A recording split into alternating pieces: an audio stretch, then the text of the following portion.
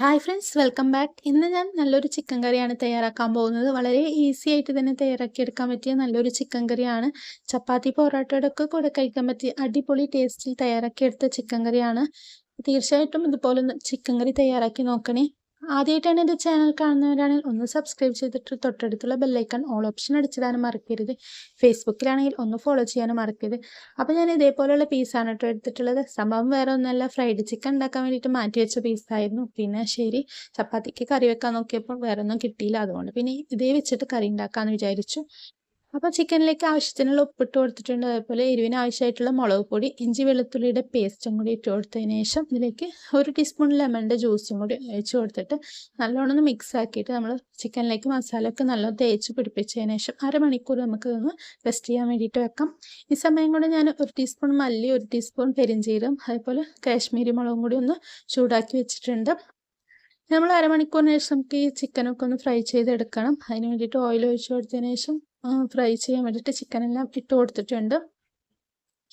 Chicken ഒരു side ആയതിനു ശേഷം നമുക്കിതൊന്ന് തിരിച്ചിട്ട് കൊടുക്കാം. അതിനുശേഷം ചിക്കൻ 2 ഭാഗം ആയതിനു ശേഷം നമുക്കൊന്ന് മാറ്റി വെക്കാം. ഇനി നമ്മൾ ഇതേ പാനിൽ ഇതേ ഓയിൽ തന്നെയാണ് കേട്ടോ ചിക്കൻ കറി തയ്യാറാക്കാൻ പോകുന്നത്. അപ്പോൾ ഇതിലേക്ക് ഞാൻ 3 സവാള, മീഡിയം സൈസ് സവാളയാണ് കേട്ടോ എടുത്തിട്ടുള്ളത്. അതിട്ട് കൊടുക്കാം. സവാള ചേർത്ത് കൊടുത്തതിന് ശേഷം നമുക്ക് ഒന്ന് മിക്സ് ആക്കി എടുക്കാം. നിങ്ങൾക്ക് വേണമെങ്കിൽ ഓയിൽ വേണമെങ്കിൽ ഇതിൽ നിന്ന് കുറച്ച് മാറ്റി വെക്കാവുന്നതാണ്. ഞാൻ ഫുള്ളായിട്ടുള്ള ഓയിലും എടുത്തിട്ടുണ്ട്. അപ്പോൾ സവാള എല്ലാം ഇട്ട് കൊടുത്തതിന് ശേഷം ഇതിലേക്ക് കുറച്ച് കറിവേപ്പിലയൊക്കെ ചേർത്ത് കൊടുത്തിട്ടുണ്ട്. ഈ സവാള ഒന്ന് വഴണ്ടി വരാൻ വേണ്ടിയിട്ട് നമുക്കൊന്ന് വെയിറ്റ് ചെയ്യാം. ഇനി ഇതിലേക്ക് ഒരു 1/2 ടീസ്പൂൺ നമുക്ക് ഇഞ്ചി വെളുത്തുള്ളിയുടെ പേസ്റ്റ് ചേർത്ത് കൊടുക്കാം. ചേർത്ത് കൊടുത്തതിന് ശേഷം സവാളയും ഇഞ്ചി വെളുത്തുള്ളിയുടെ ഒക്കെ പച്ചമണം ഒന്ന് മാറുന്ന വരേക്കും നമുക്കൊന്ന് വെയിറ്റ് ചെയ്യാം. ഇപ്പോൾ നല്ലോണം ഒന്ന് വഴണ്ടി വരുന്നുണ്ട്.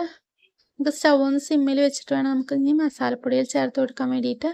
നമ്മൾ ഓൾറെഡി ചിക്കനിലേക്ക് മസാല ചേർത്തിട്ടുണ്ട്. അപ്പോൾ നമുക്കിതിലേക്ക് 1/2 ടീസ്പൂണ് മഞ്ഞൾപ്പൊടി ചേർത്ത് കൊടുക്കാം. ഇതിലേക്ക് ഒരു 1/4 ടീസ്പൂണ് ഗരം മസാല ചേർത്ത് കൊടുക്കാം. അതുപോലെ ഒരു 1/2 ടീസ്പൂണ് കുരുമുളക് പൊടി ചേർത്ത് കൊടുക്കാം.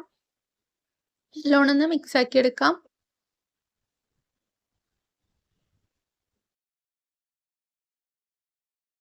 ഈ ഒരു തക്കാളി മിക്സിയിൽ അടിച്ചെടുത്തതാണ് ചേർത്ത് കൊടുക്കുന്നത്. തക്കാളിയും കൂടി ചേർത്ത് കൊടുത്തതിന് ശേഷം നല്ലോണം ഒന്ന് വഴറ്റിയെടുക്കാം. തക്കാളിയുടെ പച്ചമണമൊക്കെ ഒന്ന് മാറുന്ന വരയ്ക്ക് നമുക്കൊന്ന് വഴറ്റിയെടുക്കാം. ഇപ്പോൾ നമ്മുടെ തക്കാളിയൊക്കെ നല്ലോണം ഒന്ന് പച്ചമണക്ക് മാറി നല്ലോണം എണ്ണക്ക് മേലെ ഒന്ന് തെളിഞ്ഞ് വന്നിട്ടുണ്ട്. ഈ സമയത്ത് ഈ കറിക്ക് ആവശ്യമായിട്ടുള്ള ഉപ്പ് ചേർത്ത് കൊടുക്കാം. നമ്മൾ ചിക്കനിൽ മസാല തേക്കുമ്പോൾ കുറച്ച് ഉപ്പ് ചേർത്ത് കൊടുത്തിട്ടുണ്ട്. അപ്പോൾ ഇനി നമ്മൾ ഫ്രൈ ചെയ്തെടുത്തിട്ടുള്ള ചിക്കനെല്ലാം ഇതിലേക്ക് ഇട്ട് കൊടുക്കാം. ഇട്ട് കൊടുത്തതിന് ശേഷം നമുക്കൊന്ന് മിക്സ് ആക്കി എടുക്കാം. ഇനി നേരത്തെ നമ്മൾ 1 ടീസ്പൂൺ മല്ലി, 1 ടീസ്പൂണ് പെരിഞ്ചീരകം, അതുപോലെ തന്നെ 3 കാശ്മീരി മുളക് നമ്മളൊന്ന് ചൂടാക്കിയിട്ട് പൊടിച്ചെടുത്തിട്ടുണ്ടായിരുന്നു. അത് നമുക്കിതിലേക്ക് ചേർത്ത് കൊടുക്കാം. അപ്പോൾ ഒരു 1/4 ടീസ്പൂണാണ് ഞാനിതിലേക്ക് ചേർത്ത് കൊടുക്കുന്നത്. കുറച്ച് ഒരു 1/2 ടീസ്പൂൺ ഞാനിവിടെ മാറ്റി വെച്ചിട്ടുണ്ട്. നമ്മളത് ചേർത്ത് കൊടുത്തതിന് ശേഷം നല്ലോണം മിക്സ് ആക്കി എടുത്തതിന് ശേഷം നമുക്ക് ടേസ്റ്റ് ചെയ്ത് നോക്കിയതിന് ശേഷം വേണമെങ്കിൽ ചേർത്ത് കൊടുക്കാവുന്നതാണ്. ഇപ്പോൾ നമ്മൾ നേരത്തെ കറിയിലേക്ക് എരിവിനായിട്ടുള്ള മുളക് പൊടി ചേർത്ത് കൊടുത്തിട്ടില്ല, കുരുമുളക് പൊടിയാണ് ചേർത്ത് കൊടുത്തിട്ടുള്ളത്. നിങ്ങൾക്ക് വേണമെങ്കിൽ നിങ്ങളുടെ കറിക്ക് ആവശ്യത്തിനുള്ള കുരുമുളക് പൊടി ചേർത്ത് കൊടുക്കാവുന്നതാണ്. ഇനി ഇതിലേക്ക് ഒരു 1/2 കപ്പ് ചൂടുള്ള വെള്ളമാണ് ഞാൻ ചേർത്ത് കൊടുത്തിട്ടുള്ളത്. ഇതൊരു 3 പേർക്കുള്ള കറിയാണ്. 3 പേർക്ക് കഴിക്കാവുന്ന രീതിയിലാണ് ഞാൻ തയ്യാറാക്കി എടുത്തിട്ടുള്ളത്. നിങ്ങൾക്ക് വേണമെങ്കിൽ കുറച്ചും കൂടി ഗ്രേവി ആണെങ്കിൽ കുറച്ചും കൂടി വെള്ളം ചേർക്കാവുന്നതാണ്.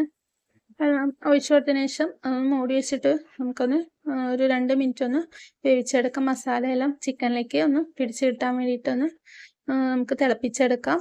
ഞാൻ മൂടി തുറന്ന് നോക്കിയിട്ടുണ്ട്. ഇതിൻ്റെ മുകളിലേക്ക് കുറച്ച് മല്ലിയിലയും കുറച്ച് കറിവേപ്പിലയും കൂടി ചേർത്ത് കൊടുക്കുന്നുണ്ട്. നമുക്ക് ഒരു 2 മിനിറ്റും കൂടി നമുക്കതൊന്ന് കുക്ക് ചെയ്തെടുത്തിട്ടുണ്ടെങ്കിൽ നമ്മുടെ ചിക്കൻ കറി ഇവിടെ റെഡി ആയിട്ടുണ്ട്. ഈസി ആയിട്ട് തന്നെ തയ്യാറാക്കി എടുക്കാൻ പറ്റിയ നല്ലൊരു ചിക്കൻ കറിയാണ്. അതേപോലെ നല്ല ടേസ്റ്റാണ് ചപ്പാത്തിയുടെ ഒക്കെ കൂടെ കഴിക്കാൻ.